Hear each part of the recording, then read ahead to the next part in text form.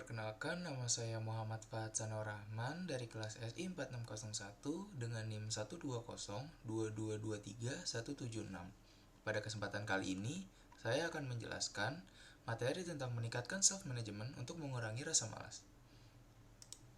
Yang pertama, ada latar belakang. Malas memang merupakan suatu sifat yang identik dengan rasa enggan untuk melakukan aktivitas apapun. Bisa dikatakan, perasaan malas dekat dengan masalah mental depresi.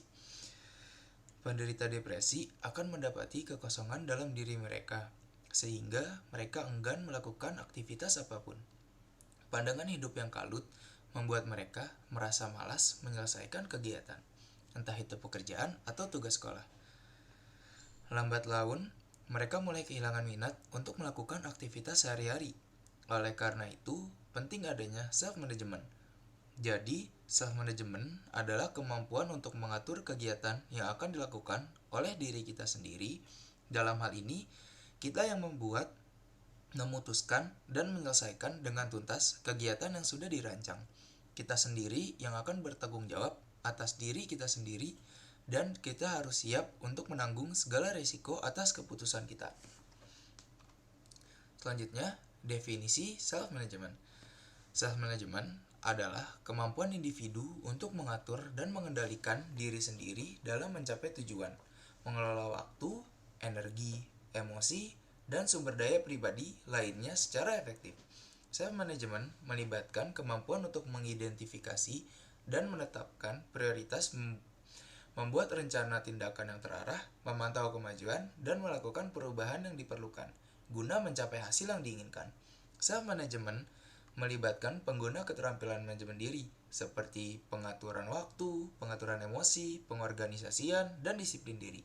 Ini melibatkan kemampuan untuk mengenali dan memahami kekuatan dan kelemahan individu, serta cara terbaik untuk mengelola dan mengoptimalkan potensi pribadi. Selanjutnya, contoh skill self-management dalam kehidupan sehari-hari. Yang pertama, manajemen waktu. Keterampilan manajemen waktu membantu memprioritaskan pekerjaan, menghindari gangguan, dan mengelola fokus. Seperti kita sudah menjadwalkan kapan kita harus membagi waktu untuk kegiatan kita dan diri sendiri, dan kapan kita dapat berhenti dalam mengerjakan sesuatu. Yang kedua, ada skill organisasi. Dengan skill organisasi yang baik, kita dapat merencanakan atau memprioritaskan dan melaksanakan aktivitas penting, serta dapat membantu kita untuk mengelola tanggung jawab sendiri yang penting di tempat kerja dengan baik. Yang ketiga ada goal setting. Goal setting adalah kemampuan untuk menentukan apa yang ingin kamu capai dengan cara yang jelas dan terdefinisi dengan baik, serta membantu dalam pembuatan rencana untuk mencapai tujuan. Yang keempat, ada motivasi diri. Pada keterampilan ini adalah kemampuan kita untuk mengambil inisiatif dan menyelesaikan tugas dengan baik. Di sini, kita memiliki dorongan dalam diri sendiri, bukan faktor dari orang lain. Hal ini dapat membantu kita untuk menjadi lebih produktif dan tidak mudah stres. Yang kelima, ada manajemen stres. Agar stres tidak mempengaruhi kehidupan pribadi dan lingkungan kerja, Anda membutuhkan kemampuan untuk mengatasi stres dengan baik. Ini akan membuat Anda tetap tenang dan mempertahankan sikap profesional. Hal-hal positif untuk dicoba termasuk makan makanan yang sehat, menulis jurnal, olahraga, meditasi, dan masih banyak lagi.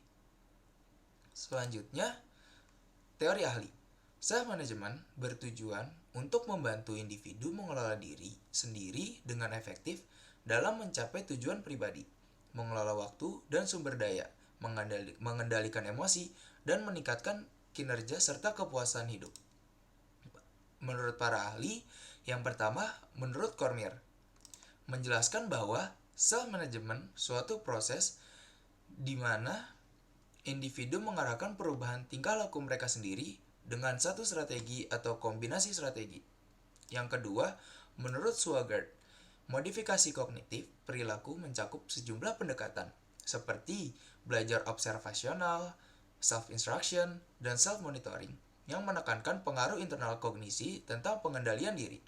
Yang ketiga, menurut Monica dan Gani, mengatakan Kemampuan mengatur diri dapat mencegah individu dari penyimpangan kepribadian. Strategi ini diharapkan individu dapat mengatur, memantau, dan mengevaluasi dirinya sendiri untuk mencapai perubahan kebiasaan tingkah laku yang baik. Yang keempat, menurut Conver dan Gaelic Bice, model ini menekankan pentingnya 3 kunci yang saling berhubungan, yaitu monitoring individu, mengevaluasi performa, dan menggunakan informasi untuk mengatur perilaku di masa depan. Selanjutnya, yang kelima, menurut Cole dan Bambara, dalam model self-management, aspek spesifik dari suatu perilaku akan ditargetkan dan individu akan diajarkan untuk mencatat ketika perilaku target muncul. Selanjutnya, cara meningkatkan self-management. Yang pertama, evaluasi setiap progres yang berhasil kamu lakukan. Evaluasi secara objektif kemajuan yang telah kita capai dan memeriksa apakah kita berhasil mencapai tujuan yang telah ditetapkan. Selanjutnya, fokus pada satu tugas di satu waktu. Manfaatkan sepenuhnya energi, waktu, dan kemampuan yang kita miliki pada satu tugas pada saat yang tepat. Selanjutnya, buat deadline untuk setiap pekerjaan. Tentukan tenggat, waktu atau batas waktu untuk setiap tugas dan juga jadwal harian dengan disiplin. Praktik ini akan memastikan kamu bertanggung jawab dalam menyelesaikan pekerjaan tepat waktu atau bahkan lebih cepat dari yang direncanakan. Selanjutnya, belajar sabar. Upaya agar ketenangan terus terjaga sehingga pikiranmu tetap tajam dan objektif. Selanjutnya, kembangkan skill organisasi. Cari strategi yang efektif untuk membantu Anda mengelola waktu, menyederhanakan kegiatan sehari-hari, dan menyimpan benda-benda penting di tempat yang mudah dijangkau. Misalnya, mencatat kegiatan di buku jadwal, memanfaatkan aplikasi manajemen waktu, menggunakan alat-alat manajemen tugas seperti Trello, Notion, atau alat-alat serupa. Selanjutnya, identifikasi potensi dan keunggulan pribadi. Kenali bidang tugas atau pekerjaan di mana Anda memiliki keahlian atau potensi yang kuat, dan fokuslah pada cara untuk mengembangkan dan memanfaatkannya dengan maksimal. Memahami potensi dan keunggulan pribadi akan membantu kita mengelola karir dengan baik dengan memaksimalkan keterampilan yang relevan. Selanjutnya, prioritaskan tanggung jawab. Identifikasi dengan jelas tugas-tugas yang memiliki prioritas tertinggi dan berfokuslah pada penyelesaian itu. Hindari gangguan yang dapat mengalihkan perhatian dari hal-hal yang penting. Selanjutnya, saran menurut beberapa ahli. Menurut Cormier, membuat rencana tindakan seperti membagi tugas-tugas yang diperlukan ke dalam aktivitas yang lebih rinci dan mengatur jadwal di setiap tindakan tersebut.